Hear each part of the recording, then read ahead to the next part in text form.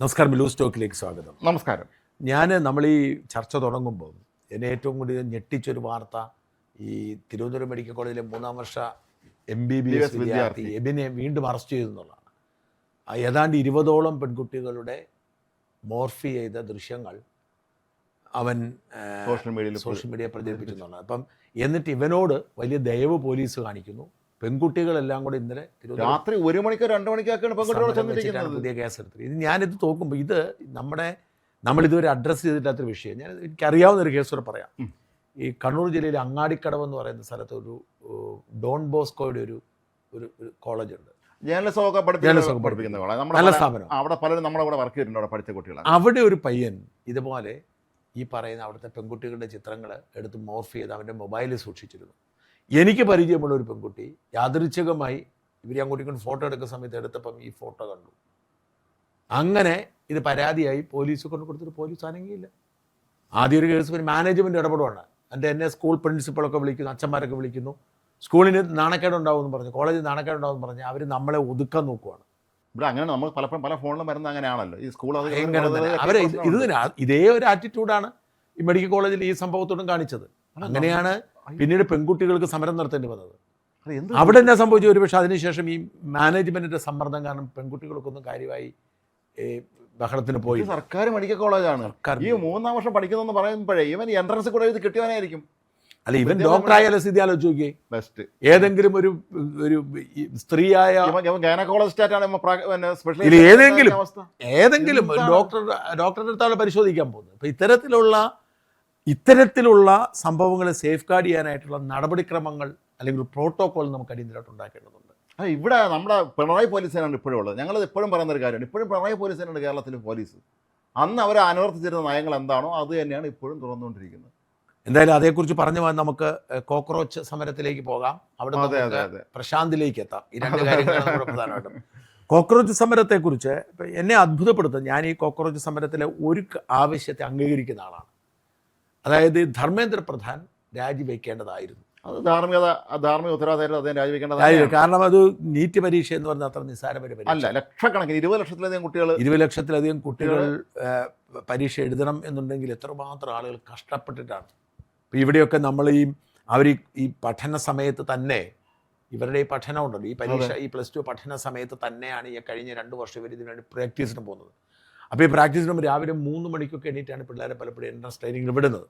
അപ്പോൾ ഇവരുടെ ഒരു വലിയ സ്വപ്നമാണ് ഈ ഡോക്ടറാവുക എന്നുള്ളത്. അപ്പം ആ ഒരു സാഹചര്യത്തിൽ ആത്മഹത്യ കുട്ടികളും പിന്നെ സ്വാഭാവികമല്ല ഒരു പരീക്ഷയ്ക്ക് നഷ്ടപ്പെട്ടു പോകുന്നു. അപ്പം ഗൗരവമേറിയ ഒരു വീഴ്ച. അത് മാത്രമല്ല, ഇത് ആദ്യത്തെ വീഴ്ച അല്ലല്ല, ഇത് നേരത്തെ ഈ ഗവൺമെന്റിന് മുമ്പ് അല്ലാതെയൊക്കെ ഉണ്ടായിരുന്നു.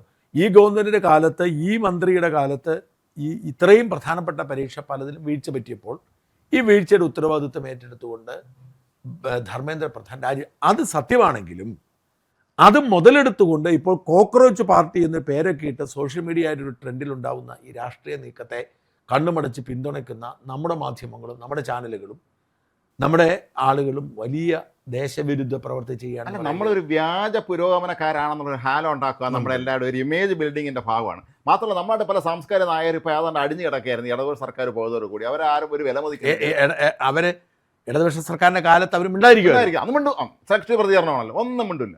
ഇപ്പോൾ എല്ലാവരും കൂടി ഇറങ്ങി പുറപ്പെട്ടിരിക്കുകയാണ്. ഇന്നിപ്പം ഞാൻ തിരുവനന്തപുരത്ത് അവിടെ ഒരു വിവാഹത്തിന് പോയിട്ട് വരുന്ന വഴി റോഡെല്ലാം ബ്ലോക്കാണ്. നോക്കുമ്പോൾ SFIക്കാർ സമരം ചെയ്യാണ് തിരുവനന്തപുരത്ത്. ഈ ലോക്ഭവനിൽ മാർച്ച് നടത്തുന്നു.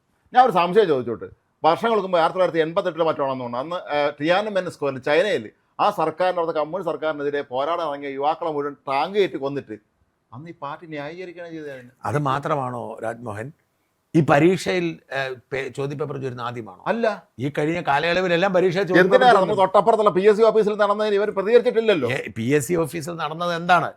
അരും കൊല്ലയാണ്. അതായത് പരീക്ഷയൊക്കെ പേരിന് മാത്രം നടത്തി അവർക്ക് വേണ്ടപ്പെട്ടവരെ തിരികെ കരുത് PSC അട്ടിമറിക്കുന്ന സംഭവമായിട്ട് ഇവർ ചെയ്തതാണ്, ഇവരുടെ നേതൃത്വം ചെയ്തതാണ്. അതെ, താഴത്തോട്ടുള്ള ജോലി തൊട്ട് ഏറ്റവും KAS വരെ ഉള്ള അത്രയും വലിയ അട്ടിമറി എല്ലാം അട്ടിമറിച്ചവർ. ആ അട്ടിമറി നടത്തിയിട്ട് അതിന് ഓശാനപാടി ഇവർക്ക് ഈ ഭാഗം വീഴ്ചയുണ്ടെന്നുള്ള സത്യമാണ്. പക്ഷെ അതിൻ്റെ പേരിൽ അത് മാത്രമല്ല, പക്ഷെ ഒരു കാര്യം നമ്മൾ മറക്കരുത്, ഈ വീഴ്ചയ്ക്ക് അവർ പരിഹാരം ഉണ്ടാക്കി. ഇത് പുറത്തു വന്നപ്പോൾ തന്നെ അന്വേഷണം പ്രഖ്യാപിച്ചു, പ്രതികളെ പിടിച്ച് ജയിലിലടച്ചു എന്ന് മാത്രമല്ല ഇന്ന് പ്രധാനമന്ത്രി പ്രഖ്യാപിച്ചിട്ടുണ്ട് ഫാസ്റ്റ് ട്രാക്ക് കോടതി വരാൻ പോവുകയാണ് ഉണ്ടാക്കാം. ഈ കുറ്റവാളികളെ വിചാരണ ചെയ്യാൻ ശിക്ഷ ഉറപ്പാക്കാൻ. അതായത് ഇവർ ഈ തെറ്റിനെ ന്യായീകരിക്കുകയാണ് ചെയ്തത്, തെറ്റ് പരിഹരിക്കാൻ ശ്രമിക്കും. പക്ഷേ ധാർമ്മിക ഉത്തരവാദിത്വം ധർമ്മേന്ദ്ര പ്രധാൻ ഏറ്റെടുക്കണമായിരുന്നു. അദ്ദേഹത്തെ ആ വകുപ്പിൽ നിന്ന് മാറ്റിയെങ്കിലും ചെയ്താൽ മതിയായിരുന്നു. വകുപ്പ് മാറ്റിയാലും മതിയായിരുന്നല്ലോ. പക്ഷെ ഇപ്പോഴത്തെ പ്രശ്നം അതല്ല. അതിൻ്റെ പേരിലുള്ള ഈ പ്രതിഷേധവും ഈ ബഹളവും ബോധപൂർവം, അത് നീറ്റിൽ പങ്കെടുക്കുന്ന കുട്ടികളൊന്നും അല്ല, ഒന്നുമല്ല സമരം ചെയ്യുന്ന നീറ്റിൽ എഴുതിയ വിദ്യാർത്ഥികളല്ല. നമ്മുടെ നാട്ടിൽ ജനകീയ പ്രക്ഷോഭങ്ങൾ ഇപ്പൊ എവിടെ നടന്നാലും, പ്രത്യേകിച്ച് കേരളത്തിലാണെങ്കിൽ എല്ലായിടത്തും തന്നെ ഇതിൽ കുറെ സംഘങ്ങളൊന്നും വന്നു ചേരും. അവിടെ അക്രമം നടക്കുമ്പോൾ നമുക്ക് മനസ്സിലാക്കണം, സാധാരണക്കാർ അക്രമം നടത്താൻ ഇറങ്ങില്ല, പാവങ്ങളാണ്, അവർക്ക് നിയമത്തിനെയും പോലീസിനെയും ഒക്കെ പേടിയുണ്ട്. ഈ കക്ഷികൾ ഇതിൻ്റെ ഇടയിൽ നുഴഞ്ഞങ്ങ് കയറിയിട്ട് ഈ ഡൽഹിയിൽ നമ്മൾ എത്ര വാഹനങ്ങൾ ഇവർ കത്തിച്ചിട്ടുണ്ട്, അടിച്ചേരം എത്ര പോലീസുകാരെ വർദ്ധിച്ചു. ഇത് സാധാരണക്കാരായിരിക്കും വെച്ചത്. ഒരു മാധ്യമ പ്രവർത്തകയായിട്ട് ഓടിക്കുന്ന വീഡിയോ ദൃശ്യം കണ്ടില്ലേ? അവര് ചാനൽ ചോദിക്കുമ്പോൾ ഇവരെ കയറി പിടിക്കുക. ഇവർ എന്നിട്ടാണ് ഇത് സമാധാനപരമായ ചർച്ച, സമാധാനപര സമരത്തെ സമരത്തെ അടിച്ചമർത്തും നടൻ ടൊവിനോ ഒക്കെ പറഞ്ഞിട്ടുണ്ട്. എല്ലാവരും പറയും സമാധാനം. എനിക്ക് നടന്മാരെ ഒന്നും ഞാൻ കുറ്റം പറയത്തില്ല, നമ്മുടെ ചാനലുകളും പത്രങ്ങളും അതിലെ പറയുന്നത്. ഇപ്പൊ മലയാള മനോരമ പോലും രാഹുൽ ഗാന്ധിയുടെ മുഖത്തുനിന്ന് ചോര ഒഴുകി എന്ന് പറയുന്നുണ്ട്. പക്ഷേ നമ്മൾ കാണുന്ന ഒരു ചോര താഴോട്ട് ഒരു ചെറിയ നമ്മുടെ ഒരു എന്താ പറയുന്ന ഒരു ചെറിയ പാട് കാണാം. അത് വെളുത്ത ശരീരമാണല്ലോ. വെളുത്ത ശരീരത്തിൽ ഇങ്ങനെ ഒരു അടി കൊടുത്താലും എന്തെങ്കിലും മുട്ടിയാലുണ്ടാകുന്ന പാടല്ല. അപ്പം ഇതിനെ കൊണ്ട് പെരുപ്പിച്ച് കാട്ടി വലിയ തോതിൽ ചാനലുകളും പത്രങ്ങളും മനോരമയൊക്കെ എല്ലാ പത്രങ്ങളും എല്ലാവരും വളരെ വികാരപരമായിട്ട് ഇതിനൊക്കെ എഴുതുന്ന കാണുമ്പോൾ ഇതിന് വളരെ അപകടകരമായ പ്രവണതയാണ്. കാരണം ഒരു തരത്തിലും പ്രോത്സാഹിപ്പിക്കാനോ പിന്തുണയ്ക്കാനോ പറ്റും. സോഷ്യൽ മീഡിയയിൽ ചില വിദ്വാന്മാർ ഇറങ്ങിയിട്ടുണ്ട്. ഞാൻ ഇപ്പോൾ അത് പറയാം. ഒരാളുടെ പേര് അലി അംജദ് ഖാൻ എന്നാണ്. ഇയാൾ പറയുന്നത് ലോകാവസാനം വരാനുള്ള അത് ഇസ്ലാമിക വാക്കുകൾ നമുക്ക് അതിന്റെ അർത്ഥമല്ല. 6ാമത്തെയോ 7ാമത്തെയോ സൂചന അതിലൊന്നാണ് പാറ്റ പ്രാണികൾ ഉണ്ടെന്നൊക്കെയാണ് പറയുന്നത്. അപ്പൊ അയാൾ അങ്ങനെ പറഞ്ഞ് നമുക്ക് അയാൾ പറയുന്നത് അത് ഞാനും കേട്ടോ. അതെ, അയാൾ അതുകൊണ്ട് തന്നെ അയാൾ വന്നത് ലോകാവസാനത്തിന്റെ ഭാഗമാണ്. ലോകാവസാനം ഇവിടെ തുടങ്ങിയിരിക്കുന്നു ഡൽഹിയിൽ നിന്ന്. അപ്പം മോദിയാണല്ലോ ഇവരുടെ ശത്രു. അപ്പം ഈ ഖുറാനിലെ വാചകങ്ങളിലൂടെ മോദിയെ താഴെ വീഴ്ത്തിയിട്ട് ലോകം അങ്ങോട്ട് ഇവരുടെ ലക്ഷ്യം ധർമ്മേന്ദ്ര പ്രധാൻ അല്ല, മോദിയാണ്. അതാണ് മനസ്സിലാത്തത്. തീർന്നില്ല. അടുത്ത ആളാണ് ഗംഭീര കക്ഷി. അയാളുടെ പേരും മുഹമ്മദ് അനസ് എന്നാണ്. എവിടത്തുകാരാണെന്നല്ല, മലയാളിയാണ്. ഇയാൾ അങ്ങോട്ട് പറയുകയാണ്, ഇയാൾ ബഹളം വയ്ക്കുകയാണ്. ഇയാൾ പറയുന്നത് പാർലമെന്റിലേക്ക് നിങ്ങളെല്ലാം കൂടെ ഇറങ്ങി വന്നിട്ട് ഡബിൾ ബാരൽ ഗണ്ണ് പഞ്ചാബിലേക്കാണ് വാങ്ങിച്ചതിന് നേരെ വെടിവെക്കണം, പീരങ്കി കൊണ്ട് അതിനെ വെടിവെക്കണം. എന്നിട്ട് ഇയാൾ വിളിച്ചു പറയുന്നുണ്ട്, കഴിഞ്ഞ വർഷം നേപ്പാളിൽ നടന്ന അവിടുത്തെ ജനസികളുടെ ലഹളയിൽ ഞാൻ പങ്കെടുത്തിട്ടുണ്ട്, ഞാൻ കൃത്യം അത് ആവേശത്തോടെ പറയുന്നത്, ഞാൻ കല്ലെടുത്ത് പലവൻ്റെ തലയെറിഞ്ഞ് പൊട്ടിച്ചിട്ടുണ്ടെന്ന് അവിടുത്തെ പോലീസുകാരുടെ സൈന്യത്തിൻ്റെയൊക്കെ എന്ന് പറഞ്ഞ് ഇവൻ വല്ലാതെ ആവേശം കൊള്ളുകയും സമയമായി ഇപ്പോൾ നിങ്ങൾ എല്ലാവരും ഇറങ്ങും, എല്ലാ ചെറുപ്പക്കാരും ഇറങ്ങിക്കൊള്ളും, നമുക്ക് ഇവർ അറ്റാക്ക് ചെയ്യണം എന്നാണ് പറയുന്നത്. ഈ രാജ്യത്തിൻ്റെ പാർലമെൻറ്റും ഇവിടുത്തെ പ്രധാനപ്പെട്ട എല്ലാ പ്രസ്ഥാനങ്ങളെയും നമുക്ക് അറ്റാക്ക് ചെയ്യാൻ സമയമായിപ്പോയി, അതുകൊണ്ട് തോക്കും പരമാവധി അല്ല. എന്നിട്ട് ഇവ ഇങ്ങനെ കാണിക്കുന്നുണ്ട്, വെടിവെക്കുന്നതിൻ്റെ ആ ഒരു ലഹരിയൊക്കെ ഇങ്ങനെ അഭിനയിച്ച് കാണിക്കുന്നുണ്ട്. മലയാളിയാണെന്ന് അല്ല, ഇൻസ്റ്റയിലാണ്. ആഹ്വാനമാണ് അദ്ദേഹത്തിൻ്റെ ഒരു പ്രത്യേകതരം കൂളിംഗ് ഗ്ലാസ് ഒക്കെ വെച്ചിട്ട് പ്രത്യേക ഒരു കക്ഷിയാണ്. ഇയാൾ ആരെ കേസ് കൊടുത്തിട്ടുണ്ട്, ഇയാൾ ഇമ്മീഡിയറ്റ് ഇയാൾ അറസ്റ്റ് ചെയ്യണമെന്ന് പറഞ്ഞു. അറസ്റ്റ് ചെയ്യണമല്ലോ, രാജ്യവിരുദ്ധ പ്രസംഗം ചുമത്തണമല്ലോ. ആണല്ലോ. കാരണം നിലവിലുള്ള ജനാധിപത്യ രീതിയിൽ തെരഞ്ഞെടുക്കപ്പെട്ട സർക്കാരിനെ അട്ടിമറിക്കുക, അവരെ വെടിവെടിവെക്കുക, പാർലമെന്റിനെ വെടിവെച്ച് അത് ഭീകരപ്രവർത്തനമാണ്. അത് മനസ്സിലുള്ള ആഗ്രഹം പറയുന്നതാണല്ലോ. ഒരു മനുഷ്യനാണെന്ന് ആലോചിക്കുക ഇവനെയൊക്കെ. എനിക്കിതിൻ്റെ അകത്തുള്ള കഴിഞ്ഞ വർഷം നേപ്പാൾ, ഈ വർഷം ഇന്ത്യ, അതാണ് ടൈറ്റിൽ പുള്ളിയുടെ. അല്ല, 2022 ശ്രീലങ്ക, 23 ബംഗ്ലാദേശ്, 24 നേപ്പാൾ, 25 ഇന്ത്യ. ഈ പൊട്ടന്മാരെ മനസ്സിലാക്കാത്ത ഒരു കാര്യമായി. നേപ്പാളും ബംഗ്ലാദേശും പോലെ ചെറിയ രാജ്യമല്ല ഇന്ത്യ. ഇവിടെ ഒന്നും നടക്കാൻ പോകണില്ല ഒരിക്കലും. ഇതിൻ്റെ ഒരു പ്രശ്നം എന്താണെന്ന് വെച്ചാൽ, ഇപ്പം നമുക്ക് ഈ കാണുന്ന ആൾക്കൂട്ടത്തിൻ്റെ ബഹളം കാണുന്നതിൻ്റെ അകത്ത് പലരും ഭയങ്കര ഇന്തൊരു ആൾക്കൂട്ടം എന്ന് പറയുന്നുണ്ട്. ഈ ആൾക്കൂട്ടത്തെ സൃഷ്ടിക്കാൻ ഒരു പാടുമില്ല. ഉദാഹരണത്തിന് കേരളത്തിൽ നിന്ന് ഇപ്പം കോൺഗ്രസും CPM-ഉം ലീഗും തീരുമാനിച്ചാൽ കേരളത്തിൽ നിന്ന് 1 കോടി ആളുകൾ അവിടെ എത്തിക്കാൻ പറ്റും. വളരെ നിസ്സാരമല്ലേ? അതേപോലെ തന്നെ ഈ കർഷക പ്രക്ഷോഭം അടക്കമുള്ള നിരവധി ആളുകൾ, JNU, നിരവധി ക്യാമ്പസ്, ഇവിടുന്നൊക്കെ ഇളക്കി വിട്ടാൽ ആളുകൾ എത്തിക്കാനും ഇവരെയൊക്കെ പിന്തുണയ്ക്കുന്നവർ, ഇപ്പം ഭക്ഷണം വിതരണം ചെയ്യാനൊക്കെ ആൾക്കാരുണ്ട്. അപ്പം അതുകൊണ്ട് ഡൽഹിയിൽ ഒരു 10,000 പേരും അല്ലെങ്കിൽ 1,00,000 പേരും എത്തിച്ചു എന്ന് പറയുന്നൊരു മഹത്തായ സംഭവമൊന്നുമല്ല. മാത്രമല്ല അവിടെ കോൺഗ്രസ് എടുത്ത നിലപാടാണ് എനിക്ക് മനസ്സിലാകാത്തത്. ജന്തർ മന്ദറിന് പകരം ഖാർഗെയുടെ വീട്ടിൽ പിറന്നാൾ ആഘോഷിക്കാൻ പോകുന്നു പറഞ്ഞ് വിളിച്ചു വരുത്തിയിട്ട് നേരെ പ്രധാനമന്ത്രിയുടെ വീട്ടിലേക്കും. അത് സതീശിന്റെ മുഖം കണ്ടോ? വെട്ടുപോയി പുള്ളി ശരിക്കും. സതീശിന്റെ മുഖം കണ്ടാൽ യാതൊരു താല്പര്യവുമില്ലാതെ രാഹുൽ ഗാന്ധിയുടെ DK ശിവകുമാറും അസ്വസ്ഥനാണ്. അദ്ദേഹം അപ്പുറത്തിരുന്ന് ആകെ ഇങ്ങനെ തലയിൽ തുറന്നിരിക്കുന്നുണ്ട്. പക്ഷെ ഇയാളെ അറസ്റ്റ് ചെയ്തിട്ടില്ല, സതീശനെ അറസ്റ്റ് ചെയ്തിട്ടില്ല. ശിവകുമാറിനെ അറസ്റ്റ് ചെയ്തു, ശിവകുമാറിനെ വിളിച്ചു. സതീശനെ അറസ്റ്റ്, കാരണം സതീശൻ ഒന്നിനും പോയില്ല, പെട്ടുപോയതാണ്. ഞാൻ ആലോചിച്ചോട്ടെ, ഈ ഇന്ത്യ ഒരു പ്രധാനമന്ത്രിയുടെ വീട്ടിലേക്ക് സംസ്ഥാന മുഖ്യമന്ത്രിയെ കൊണ്ട് ജാഥ നടത്തിക്കാന്ന് പറഞ്ഞാൽ, കോൺഗ്രസ്സുകാരെ നടത്തിക്കോട്ടെ, കുഴപ്പമില്ല. പിന്നെ രാഹുൽ ഗാന്ധി ലോക്സഭയിലെ പ്രതിപക്ഷ നേതാവാണ്, അതൊക്കെ ശരിയല്ല. എങ്കിൽ പോലും സംസ്ഥാന മുഖ്യമന്ത്രി വിളിച്ചുകൊണ്ട് പോകുക എന്ന് പറഞ്ഞാൽ അത് കടന്നു. പിന്നെ ഞാൻ ഒരു പരിധി വരെ കോൺഗ്രസിനെ ഇക്കാര്യത്തിൽ കുറ്റം പറയാത്തത്, കോൺഗ്രസ് അവരുടേതായ രീതിയിൽ ഒരു ജനത്തെയും കൂട്ടാൻ അവർക്ക് ശേഷിപ്പില്ല. ആകപ്പാടെ അവർ ചെയ്യുന്ന പോലെ വി.ഡി. സതീശൻ വിചാരിച്ച ആൾ കൂടും, പക്ഷെ രാഹുൽ ഗാന്ധി വിചാരിച്ച ആൾ കൂടും കണ്ടറിയാണ്. കേരളത്തിൽ കൂടും. ഈ നോർത്ത് ഇന്ത്യൻ നേതാക്കന്മാർ പലരും മൂടില്ലാത്ത ആളി നമ്മൾ പറയുമ്പോഴത്തെ അവസ്ഥയാണ്. മൂടില്ല. അപ്പൊ ഇവിടെ ഒരു ജനക്കൂട്ടം ഉണ്ടായപ്പോൾ ആ ജനക്കൂട്ടത്തിന് മുമ്പിൽ പോയി ആ അവസരം മുതലെടുക്കാനുള്ള ശ്രമത്തെ ഞാൻ കുറ്റം പറയത്തില്ല. അത് പൊളിറ്റിക്കൽ ആയിട്ടുള്ള ഒരു സ്ട്രാറ്റജിയാണ്. കാരണം എന്ന് വെച്ചാൽ വലിയൊരു ജനക്കൂട്ടം അവിടേക്ക് വരുന്നു. ആ ജനക്കൂട്ടത്തിനോടൊപ്പം ആ ജനക്കൂട്ടത്തിനും സഹകരിക്കുന്നത് പ്രതിപക്ഷ ധർമ്മം എന്ന നിലയിൽ തെറ്റല്ല, ഞാനതിനെ തെറ്റായിട്ട് കാണുന്നില്ല. പക്ഷേ ഈ ജനക്കൂട്ടം, ഈ യുവാക്കളുടെ കൂട്ടം അപകടം ഉണ്ടാക്കും. കാരണം ഇവർ പുറത്തു പറയുന്ന അല്ല ഇവരുടെ യഥാർത്ഥ അജണ്ട. ഇതിലൊക്കെ സഹകരിക്കുന്നവർ മുമ്പിൽ നിൽക്കും. ഉദാഹരണത്തിന് ഇവർ വളരെ സമാധാനപരമായി നടത്തിയ ബഹളം എന്നാണ് പറയുന്നത്. യഥാർത്ഥത്തിൽ സമാധാനം ഉണ്ടായിരുന്നില്ല. രാഹുൽ ഗാന്ധി ഇന്നലെ കാണിച്ച ദൃശ്യങ്ങളിൽ പോലീസ് തല്ലുന്നതേ ഉള്ളൂ, തിരിച്ച് എവർ ആക്രമിക്കുന്ന ദൃശ്യങ്ങൾ ഇല്ല. അല്ല, ഇവിടെ ധാരാളം, ഞാൻ പറഞ്ഞത് ഒരു വനിതാ മാധ്യമ പ്രവർത്തിയെ ഓടിച്ചിട്ട് അവരെ ശരീരത്തിൽ സ്പർശിച്ച് അവർ ലൈംഗികമായി പീഡിപ്പിക്കുന്നുണ്ട്. അത് നമ്മൾ കാണുന്നുണ്ട്. അതുപോലെ തന്നെ ഇവർ പെപ്പർ സ്പ്രേ അടിക്കുന്നുണ്ട്, പോലീസ് നേരെ അടിക്കുന്നുണ്ട്.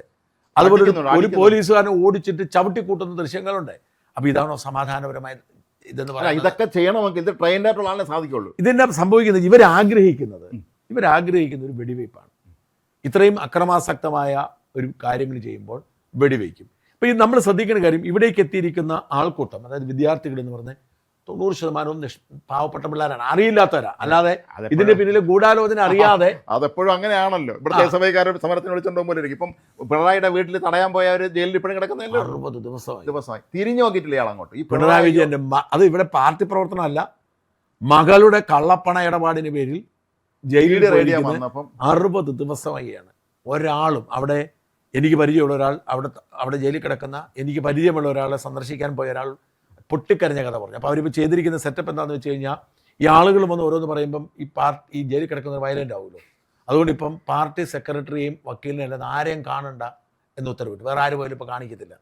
അങ്ങനെ ചെല്ലുന്നവരെല്ലാം ഇപ്പോൾ ചെല്ലുമ്പോൾ അവർ പറയും പിന്നെ UAP ചുമത്താൻ പോവാണ്, തീഹാർ ജയിലിലേക്ക് പോവുകയാണെന്നൊക്കെ പറയുമ്പോൾ ഇവർക്ക് പേടിയാവുമല്ലോ. അപ്പോൾ പാർട്ടിക്കെതിരെ ഒരു ബഹളമായി മാറുമല്ലോ. അതുകൊണ്ട് ഈ ജയിലിൽ കിടക്കുന്നവരെ കാണാനായിട്ട് നിങ്ങൾ നിർബന്ധമായും പോകേണ്ടത്, ഒന്ന് അവരുടെ വക്കീലിന് പോകാം, 2 പാർട്ടി ജില്ലാ സെക്രട്ടറിക്ക്, വേറെ ആരും പോകേണ്ടെന്ന് തീരുമാനം എടുത്തിരിക്കുകയാണ്.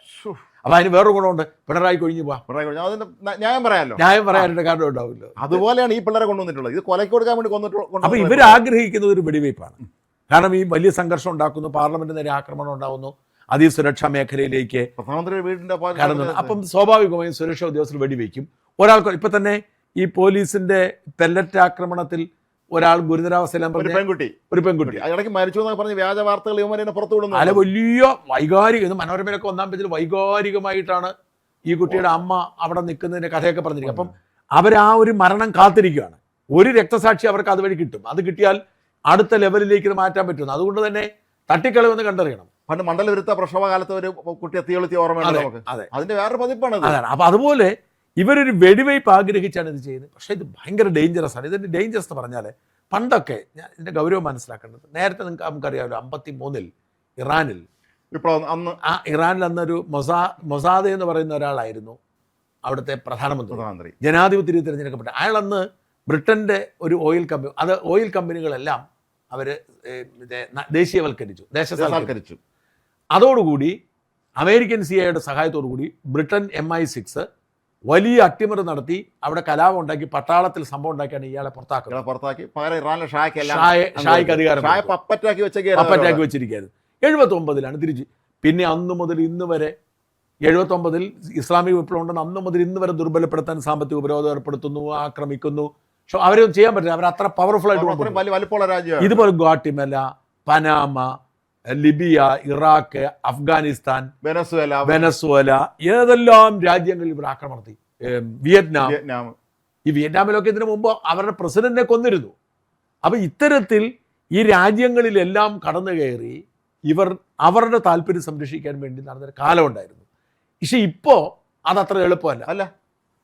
അതത്ര എളുപ്പമല്ലാത്തപ്പോൾ ഇവർ കണ്ടെത്തിയിരിക്കുന്ന സാധനമാണ് ഈ സോഷ്യൽ മീഡിയയുടെ ഇൻഫ്ലുവൻസ് ഉപയോഗിച്ചുകൊണ്ട് അട്ടിമറിക്കുക എന്നുള്ളത്. അപ്പം ബംഗ്ലാദേശിൽ അതിനുശേഷം എന്ത് സംഭവിക്കുന്നു? ബംഗ്ലാദേശിൽ ജമാഅത്ത് ഇസ്ലാമിയുടെ കൺട്രോളിലാണ് ഇപ്പോൾ ബംഗ്ലാദേശ്. മൊത്തത്തിൽ വലിയ ജനാധിപത്യം കൊണ്ടുവരാൻ വേണ്ടിയിട്ട് നടന്ന അട്ടിമറിയാന്ന് പറയുന്നു. ജമാഅത്ത് ഇസ്ലാമിയാണ്. അവിടെ ന്യൂനപക്ഷങ്ങൾക്ക് ഇന്നും സുരക്ഷിതത്വം ഇല്ല. അതുപോലെ ശ്രീലങ്കയിലും അതിനെ സംഭവിച്ചത്. ഇപ്പൊ നമ്മൾ കാശ് കൊടുക്കണം അവർ ജീവിക്കണമെങ്കിൽ. ഇന്ത്യ വിരുദ്ധ നിലപാടെടുത്തവരായിരുന്നു. അതെ. അപ്പം ഇത്തരത്തിൽ ഈ സോഷ്യൽ മീഡിയയുടെ കാലത്ത് നമ്മൾ ജോർജ് സോറോസിനെ വെറുതെ അങ്ങ് അവഗണിക്കാൻ പാടില്ല. ജോർജ് സോറോസിൻ്റെ അയാളുടെ ഓപ്പൺ എന്തൊരു ഫോറം എന്ന് പറഞ്ഞ സംഭവം ഉണ്ട്. അയാളുടെ വരുമാനത്തിൻ്റെ 65% അതിലേക്ക് മാറ്റിയിരിക്കുകയാണ്. എന്നിട്ട് ഇയാൾ ഇത്തരം പ്രക്ഷോഭങ്ങൾക്ക് പൈസ കൊടുത്തു. ട്രംപ് പോലും പറയുന്നുണ്ട് ഈ ജോർജ് സോറോസിന്റെ കയ്യിലിരിപ്പ് ശരിയല്ല. 95 വയസ്സായി നോക്കണേക്ക് ഈ പ്രായത്തിൽ ഈ ജോർജ് സോറോസിന്. അപ്പം ഇയാൾ പരസ്യമായി ഇന്ത്യ വിരുദ്ധനാണ്. അപ്പം എന്തുകൊണ്ടാണ് ഇവർ ഇന്ത്യ വിരുദ്ധരാകുന്നത് അത് പരിഗണിക്കുക. നമ്മൾ വേണ്ടതുപോലെ ചർച്ച ചെയ്തിട്ടില്ല. ശ്രദ്ധിച്ചിട്ടുണ്ടോ? എന്തിനാണ് ഇന്ത്യ ഡെവലപ്പ് ചെയ്തു വരുന്നു? ഇന്ത്യ അവർക്കുണ്ടാകുന്ന അപകടം എന്ന് പറഞ്ഞാൽ, ഒന്ന്, ഇപ്പൊ ചൈന ഇവർക്ക് പിടിച്ചാൽ കിട്ടത്തില്ല. ഇവരാഗ്രഹിക്കുന്ന എല്ലാ രാജ്യങ്ങളും ഈ പാശ്ചാത്യ മേധാവിത്വം നിലനിൽക്കണം. അപ്പോൾ ഇവരുണ്ടാക്കുന്ന WTO ആണെങ്കിലും WHO ആണെങ്കിലും UN ആണെങ്കിലും എല്ലാം ഇവരുടെ മേധാവിത്വം നിലനിർത്തുന്ന തരത്തിലാണ്. അവരില്ലെങ്കിൽ അതില്ല, അവർക്ക് ഇഷ്ടമല്ലെങ്കിൽ അത് പൊളിക്കും. അതായത് അപ്പോൾ ഇപ്പോൾ അമേരിക്കയും സൗദി അറേബ്യയും തമ്മിൽ ഒരു ആണവ കരാർ ഒപ്പിട്ടു. ഇന്നത്തെ വാർത്തയാണ്. അതെ. ഈ ആണവ കരാർ ഒപ്പിട്ടതോടുകൂടി അമേരിക്കയാണ്, UN യാതൊരു ബന്ധമില്ല, അമേരിക്കയ്ക്ക് ഇനി സൗദി അറേബ്യക്ക് ഇനി യുറേനിയം എൻറിച്ച്മെന്റിന് അനുമതിയായി. അമേരിക്ക സമ്മതിച്ചാൽ മതിയല്ലോ. അപ്പൊ അതെങ്ങനെ ശരിയാവുന്നേ? ഞാൻ പറഞ്ഞത് അത് ഇറാന്റെ വാദമല്ലല്ലോ. ഇത് ആർക്കും വാദം, മറ്റാർക്കും. അമേരിക്ക സംബന്ധിച്ചാൽ ഒരു രാജ്യത്തിന് യുറേനിയം എൻറിച്ച്മെന്റ് അമേരിക്ക സംബന്ധിച്ചല്ലേ ശരിയല്ലല്ലോ. ആ രീതിയിലേക്ക് ഇവർ കാര്യങ്ങൾ നടത്തുമ്പോൾ ഇവരുടെ കയ്യിൽ നിൽക്കാതെ പോയ രാജ്യം ചൈനയാണ്. പിന്നെ റഷ്യ അവർ വിചാരിച്ചതിനേക്കാൾ വളർന്നു. അപ്പോൾ ഈ രണ്ട് രാജ്യങ്ങളെയും ഇവർ ഭയപ്പെടുന്നു. അങ്ങനെ മറ്റൊരു രാജ്യമായി ഇന്ത്യ വളരണ്ട, അവരുടെ കൂടെ നിന്ന് നമ്മൾ ഭയങ്കര ടോപ്പിൽ എത്തിക്കൊണ്ട് എല്ലാ മേഖലകളിലും നമ്മൾ വളരുന്നു എന്നുള്ളത് ഈ പാശ്ചാത്യ മാധ്യമങ്ങളെ സംബന്ധിച്ചുള്ള നമ്മൾ പാശ്ചാത്യ മാധ്യമങ്ങൾ രാവിലെ കാണുമ്പോൾ ഇപ്പോൾ ഇന്ത്യ വിരുദ്ധ പല ദിവസങ്ങളിൽ ആഴ്ച 3 മംഗലും കാണും. അപ്പം അതിൻ്റെ കാരണം എന്താണെന്ന് വെച്ചാൽ, ഇന്നിപ്പം ഈ ലോകത്തെ ഏറ്റവും വലിയ അസറ്റ് എന്ന് പറയുന്നത് ഹ്യൂമൻ റിസോഴ്സാണ്. അതുകൊണ്ടാണ് ഇവർ ദീർഘകാലമായി ജനസംഖ്യാ പെരുപ്പമാണ് ലോകത്തിൻ്റെ അപകടം എന്ന് പറഞ്ഞുകൊണ്ടിരുന്നത്. യഥാർത്ഥത്തിൽ അതൊരു നുണക്കഥയാണ്. നമ്മളെല്ലാവരും ഇത് പെട്ടുപോയി. ജനസംഖ്യ നിയന്ത്രണം വേണം അടിച്ചേൽപ്പിച്ചു. ഇന്ന് പാശ്ചാത്യ രാജ്യങ്ങൾ നേരിടുന്ന പ്രതിസന്ധി എന്ന് വെച്ചാൽ അവർക്ക് ജനങ്ങളില്ല. ഇപ്പം ജപ്പാൻ അടക്കമുള്ള രാജ്യങ്ങൾ, ഇപ്പോൾ ഏഷ്യയിലെ ജപ്പാൻ അടക്കം രാജ്യങ്ങൾ കൂടുതൽ കുട്ടികൾ ഉണ്ടാകുന്നതിനുള്ള ഇൻസെൻറ്റീവ്സ് കൊടുക്കുകയാണ്. ചൈന അവരുടെ 1 ചൈൽഡ് പോളിസി പണ്ടേ എടുത്ത് കളഞ്ഞു. ഈ പാശ്ചാത്യ രാജ്യങ്ങൾ പിടിച്ചത് കുടിയേറ്റം കൊണ്ടാണ്. ഈ കുടിയേറ്റം അതിനെതിരെ വികാരമൊക്കെ ഉണ്ടെങ്കിലും കുടിയേറ്റം ഉള്ളതുകൊണ്ടാണ്. ഇപ്പോൾ ഉദാഹരണത്തിന് ബ്രിട്ടനിലെ 35% ഡോക്ടർമാരും നഴ്സുമാരും ഇന്ത്യക്കാരാണ്, അല്ലെങ്കിൽ ഫിലിപ്പിനോകളാണ്. ഇന്ത്യക്കാരും ഫിലിപ്പിനോകളും അവിടുന്ന് പിൻവലിഞ്ഞാൽ അവരുടെ ആരോഗ്യ വ്യവസ്ഥ തകർന്നു പോകും. അമേരിക്കയിലെ ഈ പറയുന്ന സിലിക്കോൺ വാലിയിലെ മഹാഭൂരിപക്ഷം എന്ന എഞ്ചിനീയർമാരും ഇന്ത്യക്കാരോ ചൈനക്കാരോ ആണ്. അപ്പം ഇത്തരത്തിൽ ഈ രാജ്യങ്ങൾ പിടിച്ചു നിൽക്കും. ഇപ്പോൾ പോലും നമ്മൾ ദരിദ്രരായിരിക്കുന്നതുകൊണ്ടാണ് ഈ രാജ്യത്തെ വളരെ ശക്തമായ നല്ല കഴിവുള്ള ആളുകൾ വിദേശത്തേക്ക് പോകുന്നത്. അപ്പം ഈ രാജ്യം ആ രാജ്യത്തെ പോലെ സമ്പന്നമായാൽ ഇവിടുന്ന് ഒരുത്തരം അങ്ങോട്ട് പോകുന്നില്ല. ഞാൻ ചോദിക്കേണ്ടത് ബ്രിട്ടനിൽ പോയി, ഞാൻ പറഞ്ഞ നമുക്കിവിടെ പോയിരുന്ന ഒരു പണിക്ക് 2 ലക്ഷം രൂപ ശമ്പളം കിട്ടുമെങ്കിൽ നമ്മൾ എന്തിനാണ് പിന്നെ ബ്രിട്ടനിൽ പോകുന്നത്?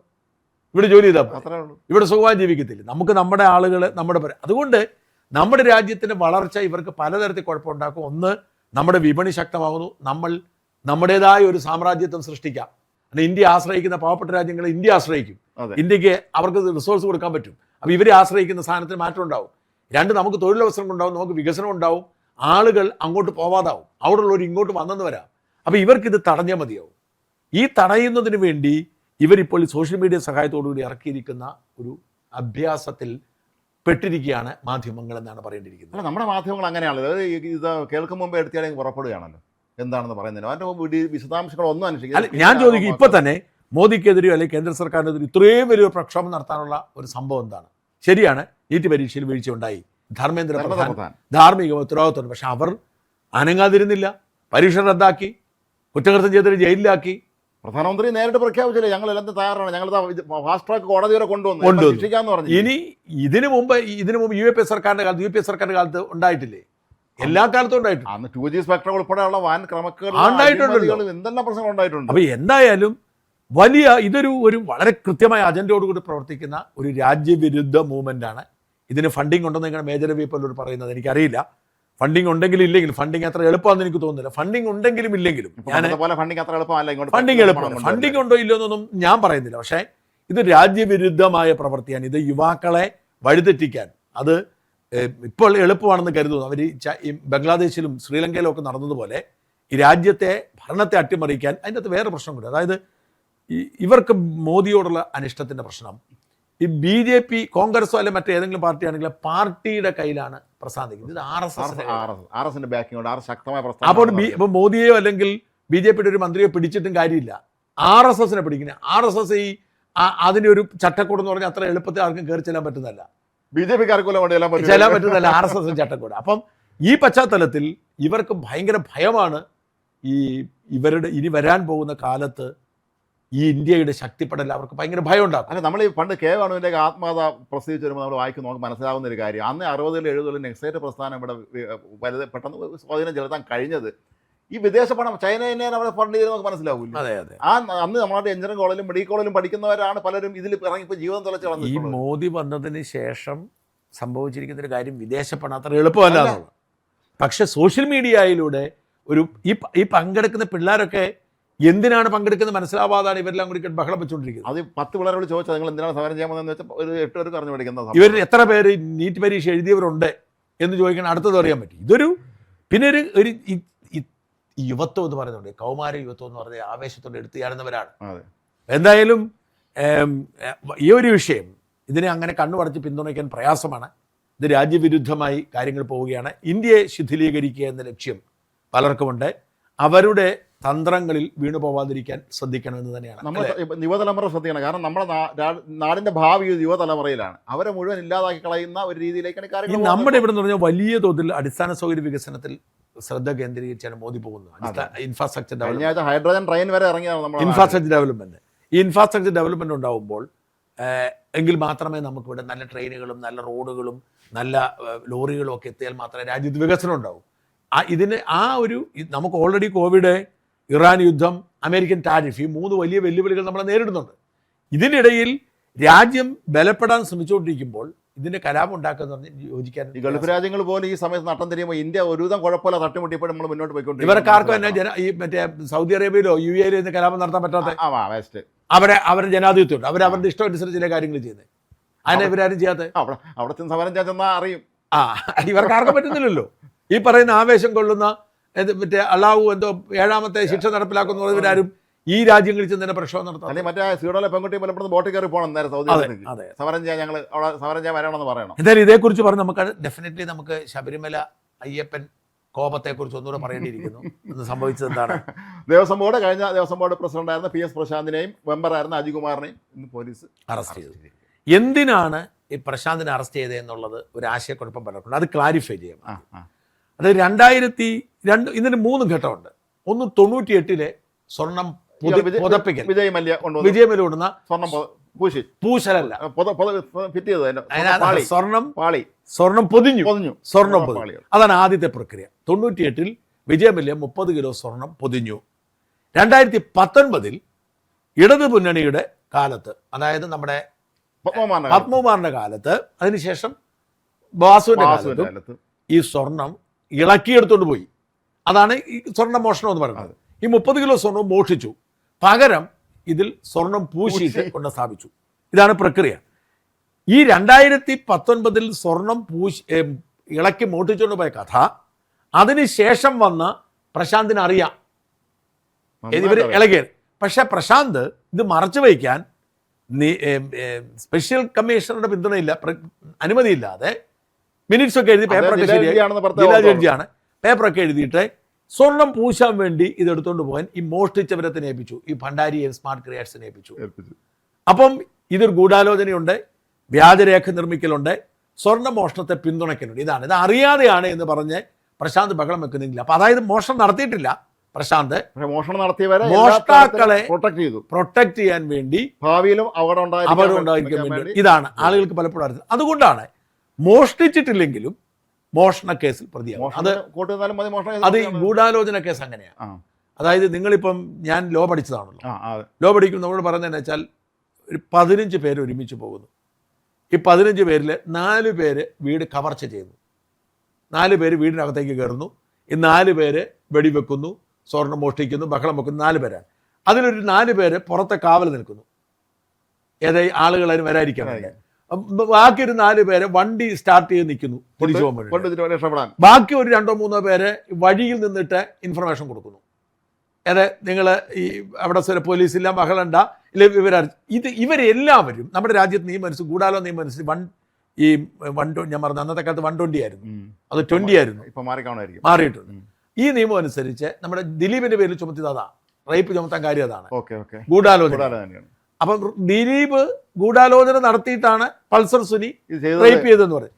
അപ്പൊ ഈ ശിക്ഷ എങ്ങനെയാന്ന് വെച്ചാൽ ഇവർ ഒരുമിച്ച് ചെയ്തതായി കണക്കാക്കി എല്ലാവർക്കും തുല്യ ശിക്ഷ എന്നുള്ളതാണ്. അല്ലാതെ വഴി കാവലിൽ നിന്ന് ഞാനൊന്നും ചെയ്തില്ലല്ലോ, ഞാൻ വഴി കാവലിൽ നിന്നോളൂ എന്ന് പറഞ്ഞിട്ട് കാര്യമില്ല. അതാണ് നമ്മുടെ രാജ്യത്തെ നിയമം എന്ന് പറയുന്നത്. അപ്പൊ ഈ കൊലപാതക കേസ്, ഈ മർഡർ, ഈ കൊള്ളക്കേസിൽ ഏതെങ്കിലും തരത്തിൽ പങ്കെടുത്തവരെല്ലാം പ്രതികളാണ്.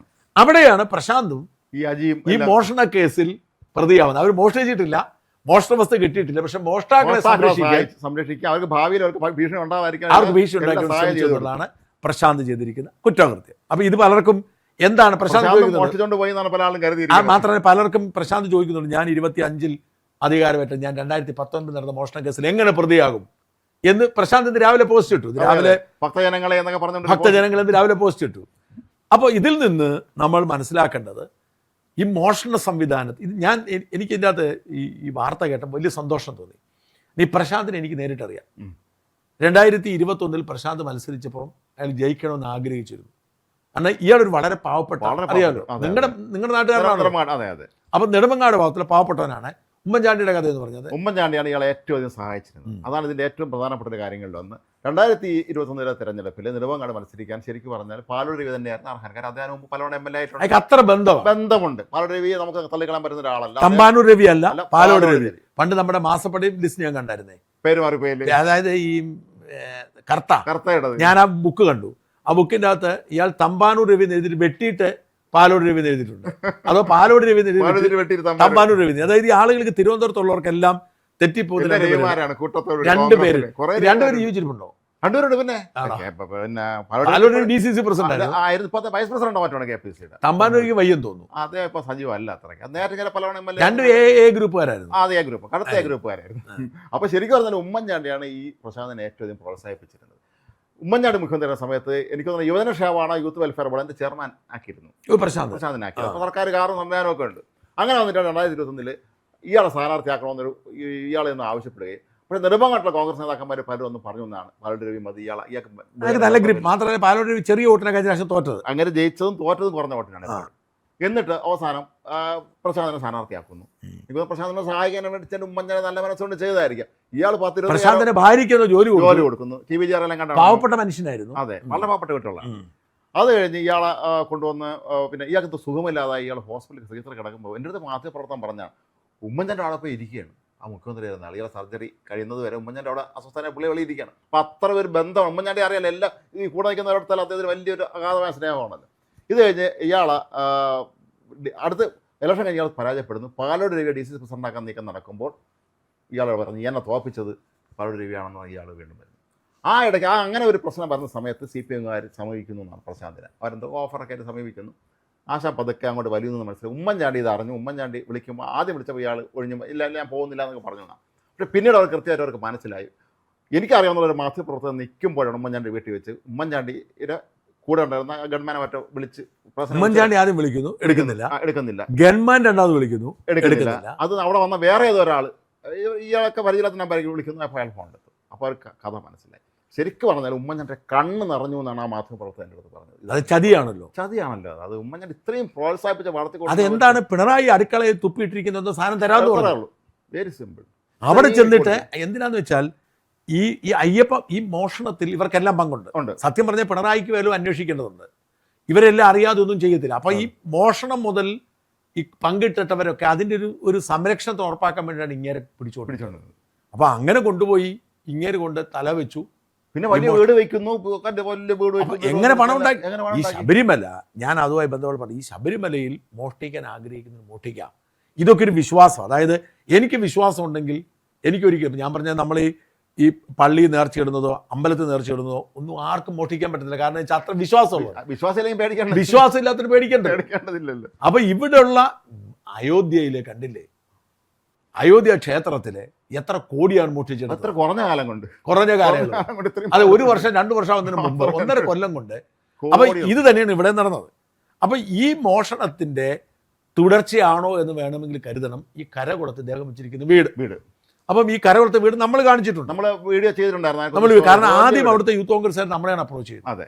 അപ്പൊ ഇങ്ങനെ എങ്ങനെയാണ് ഇത്ര വലിയ സമ്പന്നനായതൊന്നും എങ്ങനെയാന്ന് പണം ഉണ്ടാക്കിയതൊരു സംശയം. മാത്രം ചിലരെ കൂടെ വിളിച്ചു പറഞ്ഞു ഇയാൾക്ക് വേറെ പ്രോപ്പർട്ടി ഉണ്ട്, പക്ഷേ എവിടെയാണെന്നുള്ള കൃത്യമായിട്ട് അവർക്ക് പറയാനോ കാണിച്ചു തരാനോ കഴിഞ്ഞിട്ടില്ല. ഇവിടെ ശ്രദ്ധിക്കേണ്ട 2 കാര്യങ്ങൾ. മുരാരി ബാബു ആയിരുന്നു ഒന്നാം പ്രതി കേസ്. ഈ കേസിലും ഇതിലേറ്റവും പ്രധാനപ്പെട്ട പ്രതി മുരാരി ബാബുവിനെ ഇത് മുഴുവൻ കാണാൻ പോലും പൂർത്തിയാക്കാൻ പോലും പറ്റിയില്ല. മുരാരി ബാബു വലിയൊരു ആഡംബര വീട് പെരിനെ വെച്ചു, സുഖമായി ജീവിക്കാൻ പറ്റിയില്ല. ഉഡ്പാനിലേക്ക് തേക്ക് തടിയുണ്ട്, മൊത്തത്തിൽ സുഖമായി ജീവിക്കാൻ പറ്റിയില്ല.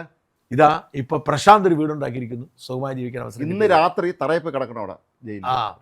മറ്റേ ഫാൻ ഒന്നും ഉണ്ടാവുന്ന നിർബന്ധമില്ല, ഒന്നും കാണില്ല. കൊതുക് ഇനി ഫാൻ ഉണ്ടെങ്കിലും ഒരുപാട് പേർക്ക് പിണറായി അല്ലല്ലോ ഇവിടെ ഭരിക്കുന്നത്. പിണറായി അല്ല ഭരിക്കുന്നത്. അത് മാത്രമല്ല ഇയാളൊരു മനുഷ്യനാണെങ്കിൽ ഇന്ന് രാത്രി ഇയാൾ ഉമ്മൻചാണ്ടി സ്വപ്നം കാണും, ഒരു സംശയം വേണ്ട. കാരണം ആ മനുഷ്യനോട് ഞാൻ കാണിച്ച ചതിക്ക് ഉമ്മൻചാണ്ടിയെ പോലെ നല്ല സ്നേഹമുള്ള മനുഷ്യനെ ഉപദ്രവിച്ചവർക്ക് എല്ലാം പണി കിട്ടിക്കൊണ്ട്. മാത്രമല്ല രാജ്മോഹൻ, ഈ ഉമ്മൻചാണ്ടിക്കൊക്കെ അപ്പുറത്തേക്ക് ഇവിടെ നമ്മൾ കാണുന്നൊരു കാര്യം, ശബരിമല അയ്യപ്പനെ ഉപദ്രവിക്കാൻ പോയവർക്ക് എല്ലാം പണി കിട്ടി. അയ്യപ്പൻ സ്വസ്ഥമായി അവിടെ ഭക്തജനങ്ങൾക്ക് മനസ്സുണ്ട്, നിങ്ങൾ വന്നാൽ മതി, ആരോടും വരാൻ നിർബന്ധമൊന്നുമില്ല. അങ്ങനെ ഭക്തന സ്വസ്ഥമായിരിക്കുന്ന അയ്യപ്പനെ അദ്ദേഹത്തിന് അയ്യപ്പൻ്റെ സ്വാസ്ഥ്യം കെടുത്താൻ എന്തൊക്കെ ചെയ്തു വരെ. കലിയുഗ വരദനാണ് അദ്ദേഹം. കലികാലത്തിൽ നമ്മളെ സംരക്ഷിക്കാനുള്ള ആളാണ് അദ്ദേഹം. അപ്പോൾ എന്താ ഇവന്മാർ ആചാരങ്ങൾ ലംഘിക്കുന്നു, എന്തെല്ലാം പരിപാടികൾ ഒപ്പിച്ചു, എന്നിട്ടാണ് ഒടുവിലെ മോഷണം നടത്തുന്നു.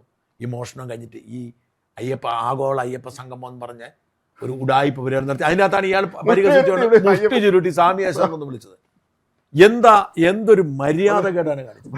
പിണറായിയുടെ മുമ്പിൽ ഞാനൊരു സഖാവായി മാറി എന്നുള്ള ഞാൻ പറഞ്ഞത്. ഇനി ഒരിക്കൽ കൂടി ദേവസ്വം ബോർഡ് പ്രസിഡന്റ് ആവാം, പിണറായി തന്നെ വരും എന്നൊക്കെ കരുതി കാട്ടിക്കൂട്ടി പണികളാണ്. സ്വപ്നങ്ങളാണ്. നമ്മൾ ആലോചിച്ച് നോക്കണം. ഇപ്പോൾ ഈ സർക്കാർ ഭരിക്കാൻ വരുമ്പോൾ UDF വരുമ്പോൾ അന്ന് പാർട്ടി വിട്ടുപോയ അവരൊക്കെ ഇപ്പോൾ എവിടെയാണ്? മന്ത്രിമാരാൻ സാധ്യതയുള്ള എനിക്ക് അറിയാൻ ആഗ്രഹമുള്ള അനിൽകുമാർ, അയാൾ ഒഡേപ്പക്കിന്റെ ചെയർമാനായിരുന്നു, രാജിവെച്ചു. അപ്പോൾ അയാൾ മാറി. ഓർക്കണം, മുല്ലപ്പള്ളി രാമചന്ദ്രൻ KPC പ്രസിഡന്റ് ആവുമ്പോൾ സംഘടനാ ജനറൽ സെക്രട്ടറി, അതുപോലെ അതെ സംഘടന ജനറൽ സെക്രട്ടറി ആയിരുന്നു. ആലോചിക്കും, അവിടെ KPCC തീരുമാനിക്കുന്ന ആളാണ്. ഇവിടുന്ന് ACCയിൽ വേണുപോലെ എങ്ങനെയാണോ അതുപോലെ ഇവിടെ ഇതുപോലെ പോയി നശിച്ച് നാരായണക്കല്ല് പിടിച്ച് നമ്മുടെ മഹിളാ കോൺഗ്രസിന്റെ പഴയ പ്രസിഡന്റ് എന്റെ സുഹൃത്താണ്, പഴയ ജേർണലിസ്റ്റാണ്. അവർ ഒരു ലതിക കന്യകയിൽ വർക്ക് ചെയ്തിരിക്കുമ്പോൾ ഞാൻ കന്യകയിൽ ലേഖനം കൊടുത്തുകൊണ്ടിരുന്ന ആളാണ്. അവർ മംഗള ഗ്രൂപ്പിൽ വർക്ക് ചെയ്തിട്ടുള്ള എനിക്ക് വളരെ സങ്കടമുണ്ട് ലേഖയിൽ. അവര് ഇപ്പൊ നോക്ക് ഏറ്റവും ഒരു സീറ്റ് കോൺഗ്രസിന് കിട്ടി. കഴിഞ്ഞ ദിവസം ഗ്രൂപ്പ് കൊടുക്കുന്നുണ്ട്. ഇത്തവണ ലതിക സുഭാഷ് സ്ഥാനാർത്ഥിയാണ് അവിടെ മന്ത്രിയാവാം. കാരണം ഈ സ്ത്രീകൾ എന്നതിൽ ബിന്ദു കൃഷ്ണയ്ക്കേക്കാൾ സീനിയറാണ്.